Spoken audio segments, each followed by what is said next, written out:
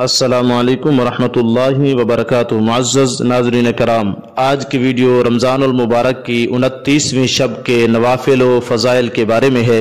Number 1، رمضان المبارک کی 29ویں شب کو 4 رکعت نماز 2 سلام کے ساتھ اس طرح پڑھیں کہ ہر رکعت میں سورۃ الفاتحہ پڑھنے کے بعد سورۃ القدر 1 مرتبہ اور سورۃ الاخلاص 3 مرتبہ پڑھیں، اور سلام پھیرنے کے بعد سورہ الم نشرح 70 مرتبہ پڑھیں۔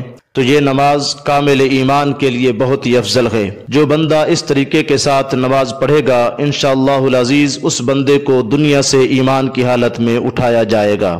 نمبر 2، رمضان المبارک کی 29ویں رات کو 4 رکعت نماز 2 سلام کے ساتھ پڑھیں، اور ہر رکعت میں سورہ فاتحہ پڑھنے کے بعد سورۃ القدر 1 مرتبہ اور سورۃ الاخلاص 5 مرتبہ پڑھیں، اور پھر بعد السلام درود پاک 100 مرتبہ پڑھیں۔ تو انشاءاللہ العزیز اس طریقے سے نماز پڑھنے والے کو اللہ رب العزت کی بارگاہ سے بخشش اور مغفرت عطا کی جائے گی۔ نمبر 3، 29ویں رات کو 7 مرتبہ سورۃ الواقعہ پڑھیں۔ انشاءاللہ العزیز جو بندہ اس رات کو سورہ واقعہ پڑھے گا تو اس بندے کے لیے رزق کی کشادگی کے لیے بہت افضل اور مفید ہے۔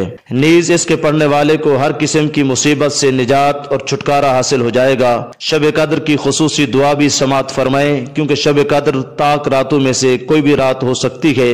حضرت عائشہ صدیقہ رضی اللہ تعالی عنہ ارشاد فرماتی ہے کہ میں نے رسول اللہ صلی اللہ تعالی علیہ وسلم سے پوچھا کہ اگر مجھے معلوم ہو جائے کہ یہ رات لیلۃ القدر ہے تو پھر میں اس رات کون سی دعا پڑھوں؟